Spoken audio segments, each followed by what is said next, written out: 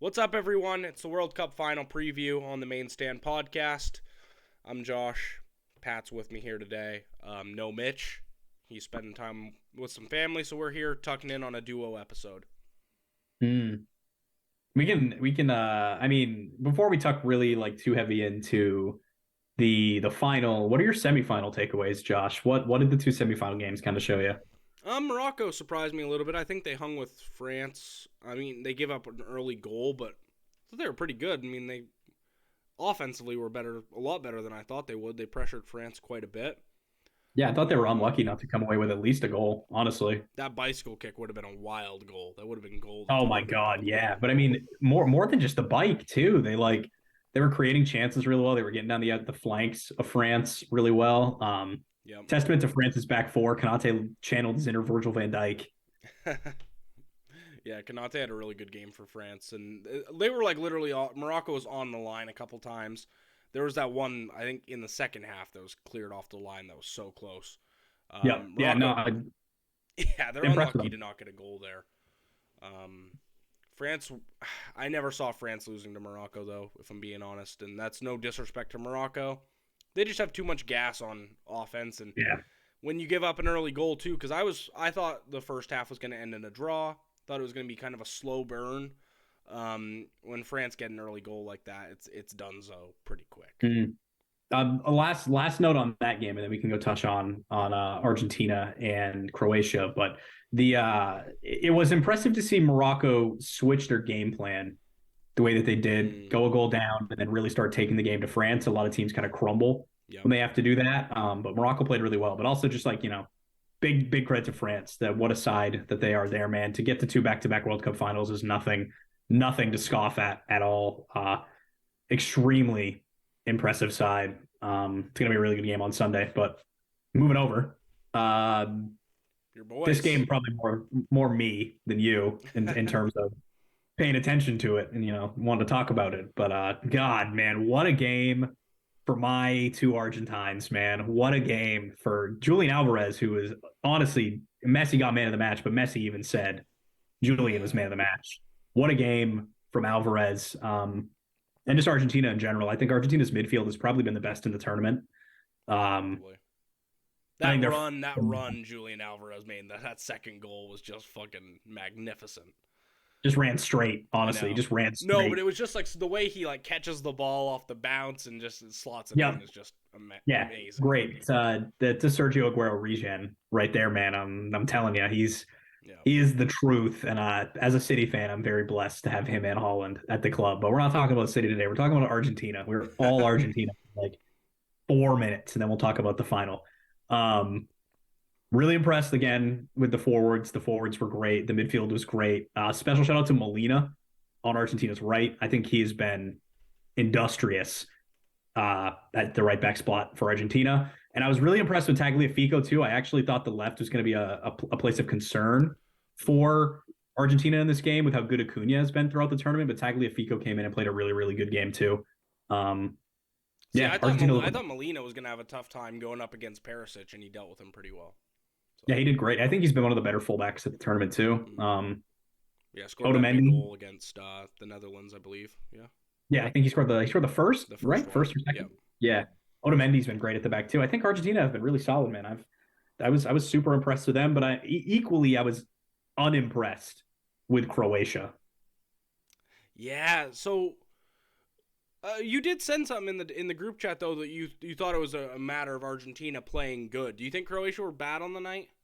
I think it was like kind of a mix, man. That Croatian team, they had plenty of control of the ball and they had the opportunities to kind of take the game to Argentina and really make the tempo what they wanted the game to be, kind of like the way we've been seeing them play Yeah. throughout the tournament. But when they fell behind, they didn't really ever look like getting back into the game. And I don't know if that's they just don't have the quality up Mm, top. And it was the first defense that they played against that was it's weird to say this because they beat Brazil, but that's fair. really top class just in terms of the way they've been playing throughout the tournament. The Argentine defense has been incredible.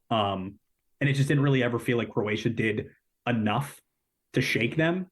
the possession they had, it was very slow build up. They weren't really moving the ball particularly quick to like shifting the Argentine defenders left or right. Yeah. It was very slow, and that kind of played into Argentina's hands. Most of their goals came from quick transitions. I mean, there was the penalty, obviously, which that was a pen. It was a stonewall pen for anybody out there who thinks it wasn't. That was a penalty. He roofed it too. Yeah, oof, what a pen. Laser. But it's tough, man. I mean, for Croatia, that is. And then, also Messi turning the best defender of the tournament inside out Yeah, that to was create. tough. I mean, he's a young guy. Yeah, what are you gonna do? It's Messi. Messi's probably gonna do that to anyone. It's hard. It's hard, man. It's like you can't tell him he did anything wrong because he didn't. Yeah. That's the worst part about that goal. If you're Garvidal, it's like you showed him to the outside, you got him on his right foot, you forced him to the byline, you didn't let him cut inside, and he I know he still makes something magical. I think this was a little bit too of like Croatia maybe running a little bit out of luck on defense. I think before this they had conceded like 3 goals on an XGA of like 7.8 or something. So it was probably about time that they had a few go past them. It's the first time I think Croatia have only lost by multiple goals in 2 out of their last 40 matches. So this is a little bit of an anomaly. This Argentina side can do that to you. I don't know. Argentina, it's a weird one for me. I was so sold on them before the tournament. They were my winner. This was actually, I predicted the final correctly too, but Argentina were my winner. And that Saudi Arabia game just kind of killed things for me, especially that first half against Mexico too. And they've been building. I think they've scored like at least 2 goals in every game since Saudi Arabia.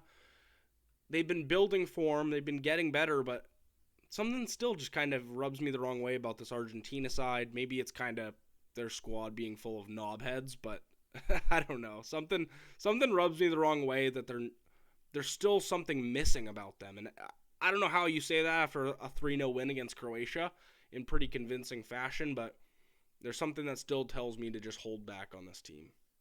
I don't know, man. I think the Saudi Arabia loss was exactly what they needed, personally. I mean, you saw Spain in 2010 lose their first game, and then they went on to win the tournament. That's true. A lot of the times, I think when you're like that heavy favorite, either you're just winning outright because you are the favorite, or a loss in the first game can kind of spur you on. It's like a little bit of a reality check. I think they've played incredibly ever since that loss to Saudi Arabia.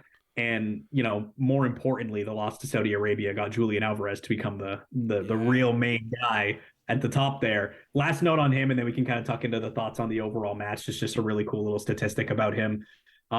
He's been on the field and played some part, whether pass to a goal or directly scoring. I believe it's 10 of Argentina's 12 goals in the tournament. And all 3 of the goals Argentina have conceded in the tournament, at least in the knockout stages, I believe, have come with Julian Alvarez off the pitch. After he left the pitch, they've conceded. Wild.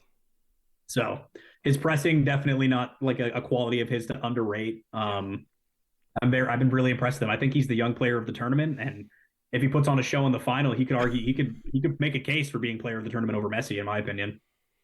Yeah, it depends on how big of an impact he has, for sure. We have some interesting kind of like long prediction plays here. I think Messi's in the running for getting the most assists at the tournament. He's on 3 right now. He's obviously, both him and Alvarez are in the race for the Golden Boot, should one of them score 1 or get a brace. Mbappe, Giroud are obviously in that as well. So on top of like the picking the winner, there is some interesting long plays for who's going to get some of these final awards that are so like closely coveted right now.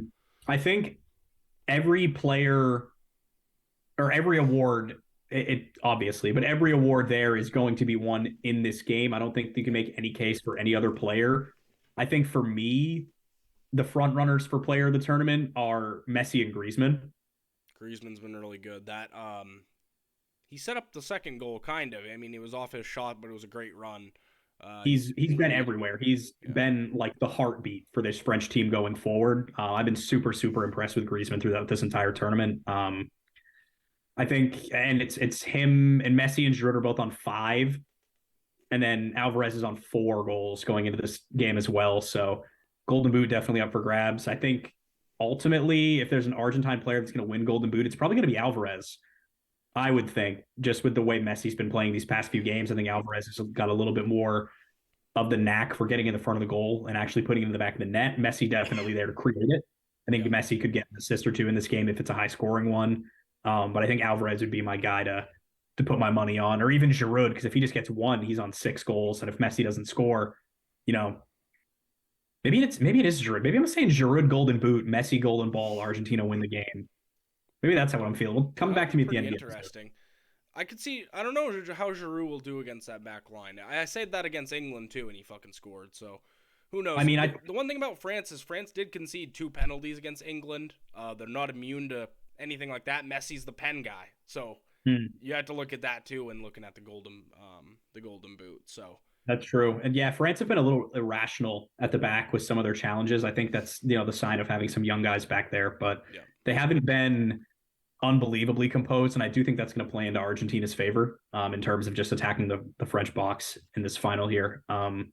Who do you if like you Pat Olet, and then who do you think will start at center back for France with Raphael Varane? So your choice, and then who do you think will actually play? I think my choice will play, and that's Konate. After the game he had, I think you have to start him Impact in the game? a lot. I think he's going to be really important. I think so too. I don't know. Paul Meccano hasn't looked really comfortable in that back line, I would say, when he's played, which is how he's looked playing for Bayern too. I don't think he was the player that was sold initially from No, RB Leipzig. Konate's come in there, and he's just a beast. He played unreal in that game against Morocco. I think he's gonna have a massive part. I mean, he's already played in a Champions League final. I think you can trust him in the big moments. Um, mm-hmm. I I do would think that's completely a agree with big that. decision for France, though. So Yep. Yeah, no, I completely agree with all that stuff. I think the way that Argentina's front line moves too, I think you need a forward who's a little bit more physical, a little more dynamic. He's got a little bit more pace to yeah. him in comparison to Upamecano. So I think that he is what France need at the back to deal with the movement of players like Alvarez and Messi. Speaking of the movement of Alvarez and Messi, I think France let the Morocco guys kind of move around a little bit too easy. There was way too much space in kind of that defensive third in the gap between the midfield and defense. Um, do you see Argentina kind of winning the possession battle? Do you see them getting the more of the chances, I should say? And how do you see France kind of getting at this Argentina team? I think France more or less are going to have to hit Argentina on the break. I Yeah, do think Argentina are going to be a little bit more comfortable in possession in this game. I think we saw France really get at Morocco in transition when Morocco started taking the game to them. You have the pace of guys like Mbappe. You have the ability to use Giroud as an outlet to then get runners in behind. You have Griezmann who's just doing all the dirty work in those little half spaces at the halfway line to just keep the attack flowing. yeah. No, I do think that for France to really to win this game for the most part, at least for me, and the way I've seen them play, I do think that it's really going to be decided in the way they transition and how they break against this Argentina side. Yeah, I would agree. I think Argentina's going to kind of carry most of the ball. I don't think they're going to do much with it, though, because France are a harder team to break down. I think this one goes scoreless for a long time. And it's gonna come down to the big players. I know that's kind of a cliche thing to say as a prediction, but that's what World Cups are, man. They're won in the big moments. We've saw 2 out of the last 3 World Cups finish in lone goals in extra time. Um, Mm-hmm. so you kind of have to expect that again. What a big game this is for Kylian Mbappe. I'll add as well. Talk about a legacy game, winning 2 World Cups by the Yeah. time you're 23 years old, and he has the Mm-hmm. guile to do it, man. Oh yeah. He's cold as they come. I like Mbappe to score in this game. I like him to finish as the Golden Boot winner too. He's been my pick early in this tournament. I don't know. I just think he has that X factor. I'm not saying guys like Giroud or Messi don't, because they obviously do, but I just like Mbappe in this game. His pace, his endurance. He's young. I'm gonna ride with those guys instead of the older ones here, just because I see this one going 120 minutes. By the way, too.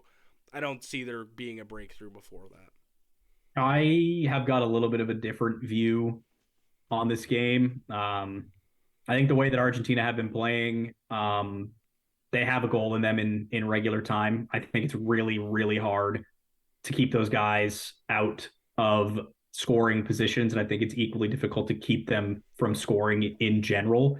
Um, we've seen a really solid defense in Croatia and a really solid defensive side in the Netherlands. Both ship 2 goals to this Argentina team in regular time. I do think that this game will be settled in 90 minutes, Okay. and I think it's going to come down to a goal. However, I think France get one, but I think Argentina get two. We've seen when Argentina score, they really do tend to like put their foot to the gas, so to speak. So I can see two quick Argentine goals and then a France one to try to kind of get back into the game. But Yep. ultimately, like I said, I think it's going to be 90 minutes. I think Argentina are going to come away the winners. That being said, I think, in my opinion, Mbappe is not going to be France's most important player in this game, just in terms of the overall game plan. I think it's going to come down to, can Giroud win the battle with the Argentine center backs and cause as much of a problem as the big guys for the Netherlands did in that almost comeback? Because we saw how much Otamendi and Lissandro Martinez at the time, and Romero to an extent, he's a little bit bigger than the other guys, but we saw how much those two struggled with just the size of those Dutch forwards. Yeah, that's true. I think Giroud can be that guy and really get into them physically and make it a battle in the box. I think Giroud is going to play a really, really big role in France's attack for this game. I think he's going to be the one to score the French goal, and I think he's going to be the main threat. Because I do think that Argentina's wingbacks have the pace and the wherewithal to keep with Mbappe, and then you add in guys like Enzo Fernandez and Leandro Paredes. I think that there will be enough help with Mbappe Yep. that this game really is going to be on Giroud, and if Griezmann can break them down. I don't hate that. I usually stray away from forward scoring in big games like this just because, like, I don't know, when you're dealing with a back line, like the unit that is Argentina at the back, Right. forwards I feel like just never score in the big games. It's always like an outside player or a midfielder, and they're scoring a goal kind of on the edge of the box. Maybe there's kind of like a 1-2 finish inside the 6-yard line. I just always stray away from big guys scoring. I could be very well wrong because Giroud has all the necessary tools. Right. This is the fourth World Cup, or the fifth World Cup meeting, I think, between these two sides. I think Argentina have won all three. Oh, they won 2 out of 3, and They got then pumped in 2014 correct or 2018. Sorry. 2018. Yeah. But this Argentina side this year is I like butchered that stat. The main stand is not a logistics company Yeah. still. This rematch is definitely different than 2018, though. If you look at that Argentina team in 2018 to this team in 2022, it is night and day. They had Mascherano in the midfield still. That's true. In Yeah. He was 2018. ancient back then too. Yeah. I'm excited, France man. so France have only won 3 of the previous 12, so not a great record against Argentina. You could put that in their favor. Right now, in terms of like the odds, they're split right down the middle. They have even odds to win. I do, and I'll send this one to you, Pat, because you're the Messi guy. How much of like Messi's aura and stuff plays into this game? Like in terms of your decision, is this like a Messi aura game where you're just like, you have the Messi hat on, you expect him to just fucking put on a performance and win the game? Yes and no, because I had this hat on in the Copa America final, and it came down to Di Maria winning them that game, That's and Messi true. really didn't have the best final against Brazil in the Copa America. However, this tournament feels drastically different. I do think this Messi's aura, so to speak, plays a part in it, but I think it plays more of a part in the Argentine dressing room than it does for France and how France are going to react to him and how Messi's even going to play. We've seen every Argentine player in their interviews not only saying how important this game is to Argentina, but how much they want to win it for Leo. We've seen Paredes wearing a LM10 trucker snapback hat after every game. He's wearing a Messi like piece of fan merchandise. Yeah. playing in the same team as this guy. So I think the Argentine players understand what it would mean to send Messi off with a World Cup. And I think Messi is very much up to the occasion and he's in unbelievable form. He's playing some of the best international ball we've seen him play ever. Yep. And this really could go down as an all-time campaign if they just come away with the elusive one. That being said, I do not think this game affects Lionel Messi's legacy if they win or lose. That was my next question. What if he wins? It affects his legacy. Well, yeah, if he wins, it cements the status, I think, as the greatest player of all time. If he loses, for me, it does not change the fact I think he's the best to ever play the game. Okay. I think it's a little bit of a LeBron syndrome to compare it to American ball. You know, people want to say that LeBron's not the best for getting to, what is it, 9 NBA championships or some shit like that. Ridiculous, Something, you know, you just carry your team all the way. And even though you don't win it, they like hold the fact that he got them all the way there against him. I think 2 World Cup finals in 3 years is a feat that, you know, most countries could only dream of, most players could only dream of. And Messi's done it 2 years in a row or, you know, two of the last, not 2 years in a row. Sorry, I misspoke there, but you know, 2, not even cycles in a row. They got bumped in the quarterfinals by France in 2018, but you know, to do it in 2 of the last 3 World Cup cycles, I think is a testament to him. And I think this Argentine team is very much up for, you know, this game. And I think they're going to do it for him. And I think that plays a really big part in how Argentina are preparing for this game and the mentality of the players going into it as well. He sat out of training today, I believe. Something in his foot, a little bit sore. He was holding his hamstring. Yeah, against Croatia. Yeah, I wouldn't play too much into that. It's probably just a precautionary thing, but. Oh yeah, he is on the pitch on Sunday. There is no doubt in my mind he is there. So on the reverse side of the ball, Mbappe, what does it do for his legacy? And this is like a way too early prediction thing of like, where does this put him on like the Parthenon of players if he wins 2 World Cups by the time he's 23? I think it really does automatically catapult him into, could this kid become the greatest of all time conversations immediately. 2 World Cups by 23. You know, I think Pele is the only other player I can think of to win World Cups at that age. I think ultimately it's going to come down to his achievements at the club level as well. I think you can't overlook that, but I think to win 2 World Cups by 23 as like the main man for the side, mind you, as well, because like, you know, a lot of these French guys could win 2 World Cups in the span of 12 years, right? 12, 4, 8, 12. Yeah, 12 years. Yeah. And it really, no, it would be 8 years because, yeah, they won last year. Yeah. Their last World Cup. Whatever. We're not a logistics company. The point is, I think it does a lot for Mbappe's legacy just in terms of where people rank him as an all-time great at the end of his career. And yeah, I genuinely think it catapults him into discussion for, is this kid one of the greatest of all time already? The only reason I say that too is because Pele did win those 2 World Cups in 58 and 62. And when people talk about Pele, he was really young during those. People forget that. That wasn't like prime Pele. So like if he does win 2 World Cups, like genuinely, we're talking about like the highlights of his career. What we are going to be talking about in 20, 30, 40 years time when Mbappe is long retired, it very well could be 4 years ago and Sunday. If that is the scenario. And the second thing I want to say is like and you can answer this too. I think if France wins, it puts them in a whole different level in terms of teams, like where their team falls in best teams of all time. Oh, yeah, 100%. Because Italy and Brazil are the only two, the Brazil sides I mentioned, and then Italy in 34, 38. Those only 2 teams to win 2 back-to-back World Cups. It's an extremely hard thing, and that was the reason I didn't pick France initially. I've been since sold on them. But it would put them on an entirely different level in terms of not only the best international teams, but one of the best football teams of all time. With one of the best managers, too. I would agree. I would agree with all that. I think if France win this game, it immediately puts them in the conversation for the best international side ever assembled.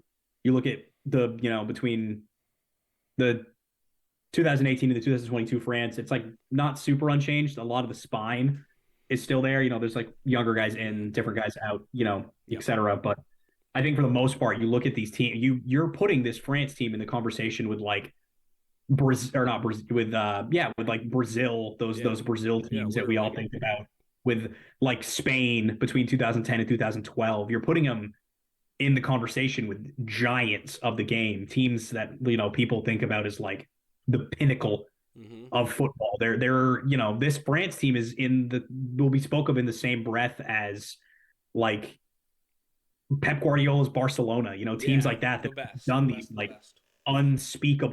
not unspeakable, unfathomable feats in Yep. in respects to like where they're competing. So no, I absolutely agree. I think this is a game that could catapult this French team to like the front of international football in terms of like all-time greats. The I am sold on France, as I said. The thing that's holding me back about France, and it's a little bit intimidating, is that I think France had an easier final in 2018 against Croatia. I mean, they scored 4 goals. Uh, they really weren't tested, especially at the end.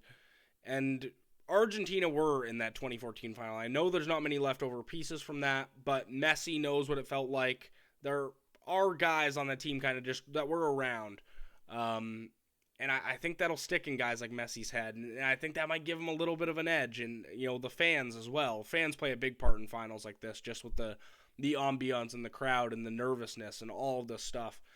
I think that could play a factor. As much as I want to see a Brighton player lift the World Cup trophy and go back to Brighton and Hove, being one of the best players at the World Cup, how funny would that be? I do have France. I do have Les Bleus in the final on Sunday. I feel so impartial to this because like my Acadian pride is just coming out. I just want to be French and eat a baguette by the Eiffel Tower and cheer Like on that Les dude in the Bleus. crowd, like that dude in the crowd. uh, I mean, I don't know. I'm gonna reverse my pick for Argentina to win the entire tournament. I'm just gonna ride with France. I like the prospect of Mbappe winning. I know you're a Messi guy, so you got to ride the other way. I am not changing how I felt at day one of this tournament. I appreciate it. This game, it really, and we're talking about it in absolutes. Like we know how this game is going to go down or be played, like any final. Like we talked about the FA Cup final, the Champions League final. We know nothing until a ball is in play and the game actually gets played out. These finals are too hard to call, and it probably could go a million different ways than what we just talked about. There's going to be drama. There's going to be goals. There's going to be some of the best footballers on the planet in Qatar over the course of 90 to 140 minutes Talk because you about have two to. of the most dramatic teams too. I would hit, if you're a betting man, hit the over on the amount of cards all day because there's probably Oh, gonna be yeah. 20 cards in this. There's going to be there's either going to be a lot of cards. There's going to be no cards. We'll see. Yeah, that's true. That's true. But yeah, man, I like I'll double down, taking Argentina. I think Messi's winning the World Cup. I think he's ending the debate on Sunday. He's closing the book. Um, he's scoring a goal, and he's winning the Golden Ball. That would be a great finish and one that would definitely cement his legacy. Not that it needs cementing, but it would do. It would be a storybook ending for him. So I don't think anyone could cheer against that. Maybe Catch me crying happy tears in Bissell Brothers if Argentina win the World Cup. Facts. Head down to all the local bars wherever you're watching in Portland. Go down, watch the game, have a good time, drink some pints with the lads. We're gonna be watching the game in Portland somewhere. Somewhere. I said Bissell, but I actually don't know if we're going to Bissell. I have no plan. Inside. Me and Pat will be together somewhere filming content. So Mitch too, probably. Mitch will probably be there. Yep. All of the boys around. Back to normal episodes next week, guys, and we're back to club football. I personally couldn't be. I'm not a big international football guy. I like the U.S., but at the end of the day, it's hard to predict. It's kind of daft and boring. I'm ready for fucking Liverpool, Man City. Get back on the wagon. I cannot wait for club football to get back, genuinely. Yeah, my heart just flutters a bit when it's Liverpool, and international footy doesn't get me going the same way. So I want to sing the Holland song again. It's been a whole month since I've been able to sing the Holland song. That's true. That's true. Okay, that was episode 18, I believe. World Cup final preview. Like, share, subscribe to the thing. You know what to do. We'll see you next week. Vamos, Argentina. Deuces.